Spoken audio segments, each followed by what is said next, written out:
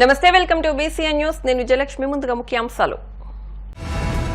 Satyavedu TDP MLA కోనేటి ఆదిమూలంపై ఓ మహిళ తీవ్ర ఆరోపణలు. లైంగిక వేధింపులకు పాల్పడ్డారంటూ ఆవేదన.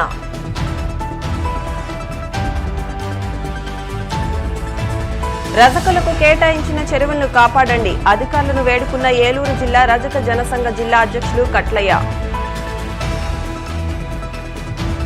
ఇసుక ఆన్లైన్ విధానంపై quarry lorry owners welfare association అసహనం. నూతన ప్రభుత్వం ఏర్పడినా ఇబ్బందులు తప్పలేదంటూ కార్యదర్శి కర్రి వెంకటరమణ ఆవేదన. వరద బాధితులను ఆదుకోవడం అభినందనీయం. దాతలను కొనియాడిన గూడూరు ఎమ్మెల్యే సునీల్ కుమార్.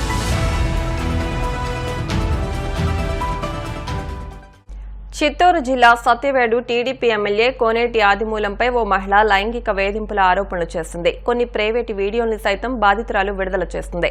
హైదరాబాద్లోని సోమాజిగూడ ప్రెస్ క్లబ్లో మీడియాకు బాధితురాలు తన భర్తతో కలిసి వచ్చి కోనేటి ఆదిమూలం లైంగిక వేధింపుల పర్వాన్ని బయటపెట్టింది. తిరుపతిలో తనపై లైంగిక దాడి చేశాడని బాధితురాలు వెల్లడించింది. ఇప్పటికే సీఎం చంద్రబాబుతో పాటు మంత్రి నారా లోకేష్ కు లేఖ రాశానని తెలిపింది. ఎవరికైనా చెబితే చంపేస్తానంటూ ఆదిమూలం తనపై బెదిరింపులకు దిగాడని బాధితురాలు వాపోయింది.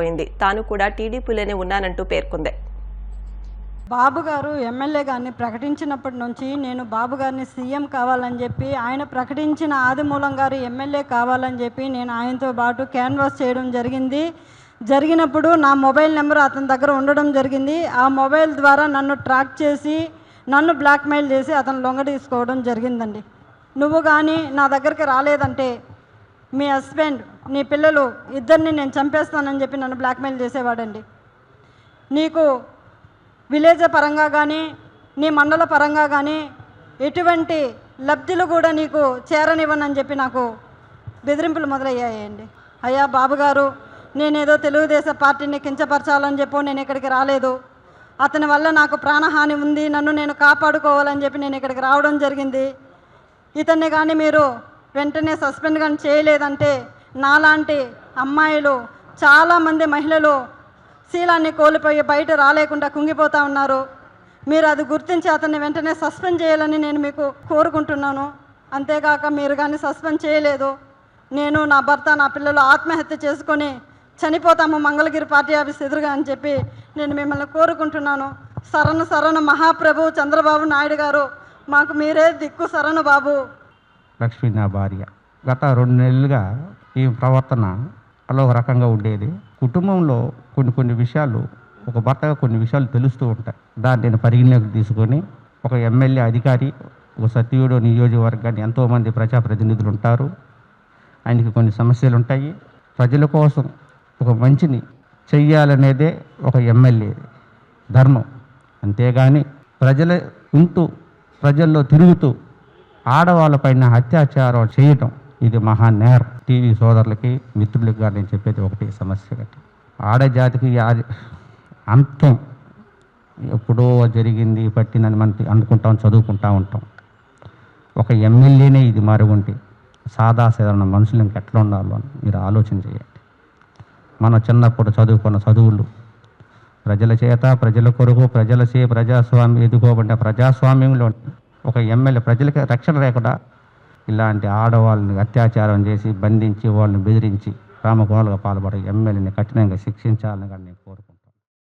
రజకులకు కేటాయించిన చెరువులు ఆక్రమణకు గురికాకుండా అధికారులు చర్యలు తీసుకోవాలని ఏలూరు జిల్లా రజక జనసంఘం జిల్లా అధ్యక్షులు చిలకలపల్లి కట్లయ్య అన్నారు.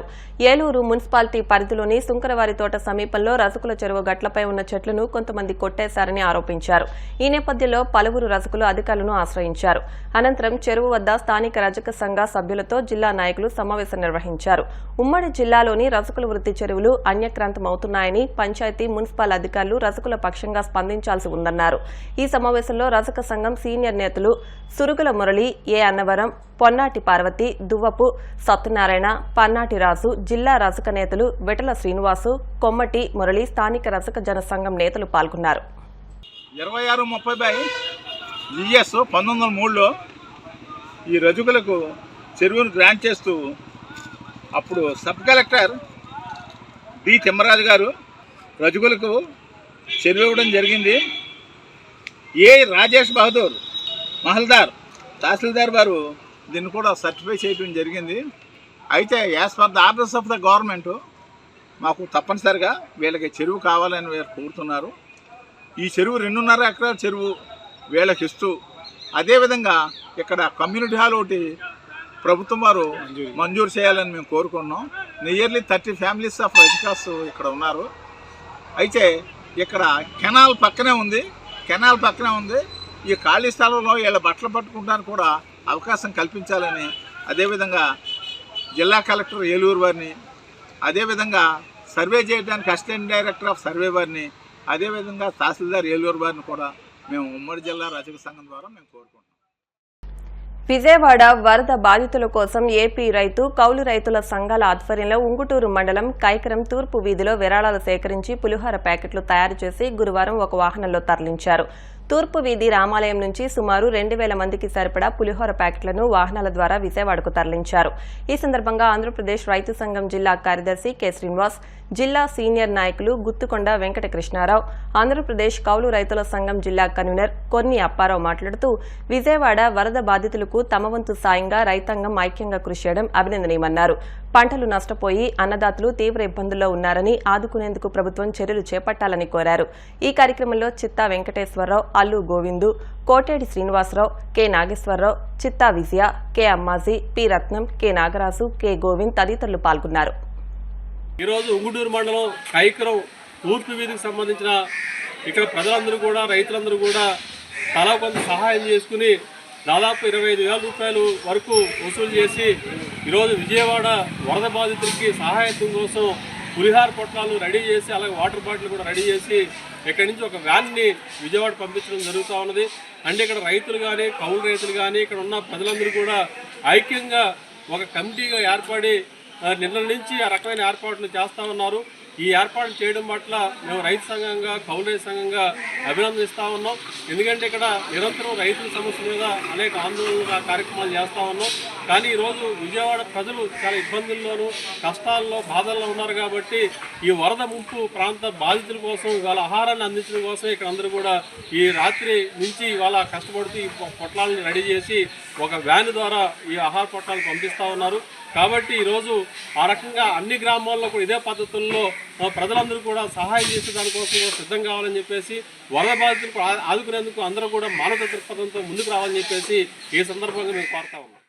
ఇసుక ఆన్లైన్ విధానంతో రవాణాదారులు తీవ్ర ఇబ్బందులు ఎదుర్కొంటున్నారని quarry lorry owners welfare association కార్యదర్శి కరి వెంకటరమణ తెలిపారు. లారీ యజమానులతో చర్చలు జరిపి ఇసుక విధానం రూపొందించాలని, జగన్మోహన్ రెడ్డి సీఎం అయిన తర్వాత గ్రీన్ ట్యాక్స్ ను 20,000కు పెంచారని, దేశంలో ఎక్కడా లేని విధంగా ఏపీలో గ్రీన్ ట్యాక్స్ ను వసూలు చేస్తున్నారని, నూతన ప్రభుత్వం వచ్చినా రవాణా ఇబ్బందులు తప్పడం లేదని ఆవేదన వ్యక్తం చేశారు. రాష్ట్ర ప్రభుత్వం తమ సమస్యలు పరిష్కరించి ఆదుకోవాలని కోరారు. విశాఖ జిల్లాలో క్వారీ రీచ్లను రాష్ట్ర ప్రభుత్వం వెంటనే ఏర్పాటు చేయాలని, అలాగే ఇసుక రవాణా చేస్తూ 10,000 కుటుంబాలు జీవనం కొనసాగిస్తున్నాయని, ప్రభుత్వం తమ సమస్యలపై స్పందించాలని విజ్ఞప్తి చేశారు. విశాఖ జిల్లాలో 8,000 లారీలు ఉన్నాయండి. 8,000 లారీలు సుమారు ఇందులో 4,000 లారీలు ఇసుక మీద ఆధారపడి బతుకుతున్నారు ఓనర్స్. అటువంటి ఇసుక ఇప్పుడు 5 నెలలు బట్టి ఆపేయడం వల్ల అందరికి ఇబ్బందులు కలుగుతున్నాయి.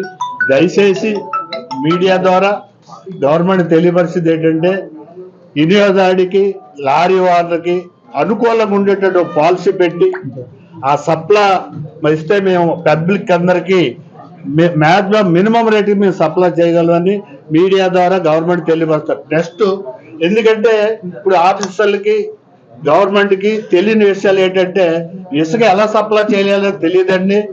ఇప్పుడు సీఎం గారు, డిప్యూటీ సీఎం గారు ఎవరో పిలిచి మాట, కలెక్టర్ గారు వీళ్ళ సమస్యలో జరుగుతుంది.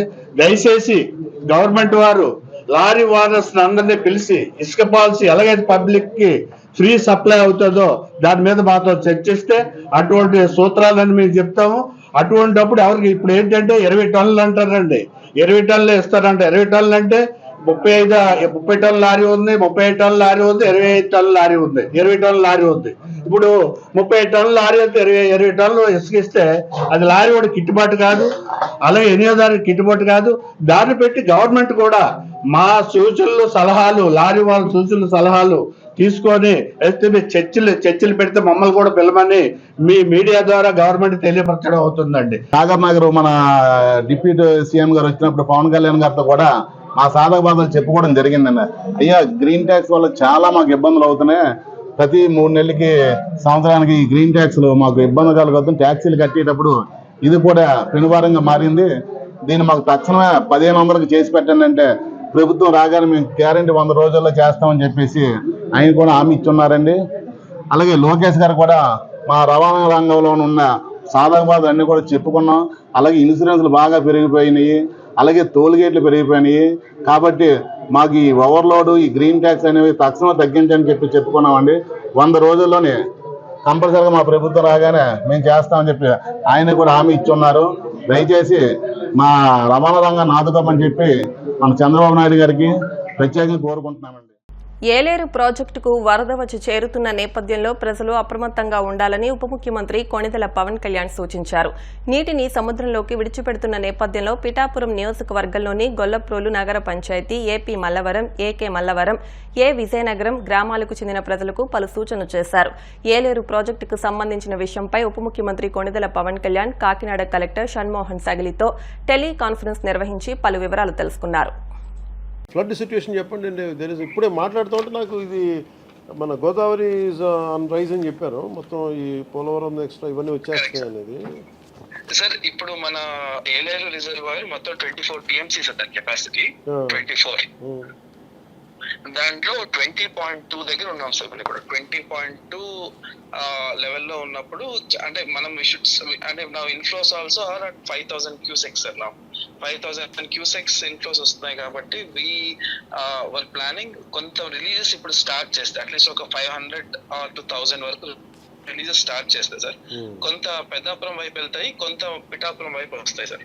So we are just planning that execution sir. We are think at around 3 o'clock టైంకి ఒక 1000 క్యూసెక్స్ వరకు రిలీజ్ చేయగలిగి కొంత పెద్దాపురం వైపు, కొంత పిఠాపురం వైపు డైవర్ట్ చేస్తే at least people will be aware and they will be కొంచెం ప్రిపేర్ అవుతాం సార్. అంటే మధ్యలో ఎక్కడైనా బ్రీచెస్ ఏమైనా ఉన్నా తెలుస్తుంది సార్. సో నేను కూడా ఇప్పుడు పిఠాపురం వైపు వెళ్తున్నాను సార్. సో వీళ్ళు పర్సనలీ విజిట్ దోస్ ఇంపాక్ట్ అయ్యే విలేజెస్ అని వెళ్తాం సార్. ఫార్మర్స్ రైతాంగాన్ని చెప్పారా? ఇప్పుడు ఆల్రెడీ ఇంటిమేట్ చేసాం సార్. మార్నింగ్ నుంచి అదే పని మీద ఉన్నాం సార్. మొత్తం కంప్లీట్ విఆర్ఓస్ కి, తర్వాత irrigation department is on the same job sir. నేను కూడా అందుకే 3 o'clock వరకు మనం ఏం రిలీజ్ చేయం సార్. మనం ఒకవేళ ఏలేలో రిలీజ్ చేసినా కూడా ఇల్ టేక్ 1.5 day టు రీచ్ మన Pithapuram are Gollaprolu sir. Main అంటే లాస్ట్ టైం విజిట్ లో కూడా గొల్లప్రోల్లో ఈబీసీ కాలనీ ఒకటి, మన Surampeta railway station, colony sir. అవును సార్. సీతానగరం, లక్ష్మణాపురం, మల్లవరం, ఏ విజయనగరం ఒకటి, ఏ మల్లవరం, వాళ్ళకి ఆ గ్రామాలు కొంచెం అలర్ట్ చేయండి కొంచెం. yes sir I'm going there sir. అక్కడికి వెళ్తాం సార్, రైల్వే ట్రాక్ దగ్గరికి. What I want to do is sir, అక్కడ ఒకవేళ ఎవాక్యుయేట్ చేస్తే ఎక్కడ పెడదాం అనేది కూడా చూసుకొని వచ్చేస్తాం సార్. అలాగే ఫుడ్ ప్యాకెట్స్ అడిషనల్ గానీ కావాలా మీకు? ఆల్రెడీ దానికైనా ప్రిపరేషన్ కావాలా? ఎట్లా? ఇప్పుడు ఇంకా మనకి ఆ స్టేజ్ అవసరం లేదు సార్. అవసరం అయినా కూడా మనకి లక్కీ ఏంటంటే సార్, కాకినాడ ఇస్ మనకి ఇబ్బంది ఉండదు సార్. కాకినాడ టౌన్ వరకు అంటే ఎనఫ్ సప్లైస్ ఉంటాయా? Enough supplies sir. నేను ఇన్ఫాక్ట్ మన విజయవాడ కూడా మనం ఆల్మోస్ట్ 1 lakh ప్యాకెట్స్ పంపించాం సార్ మన జిల్లా.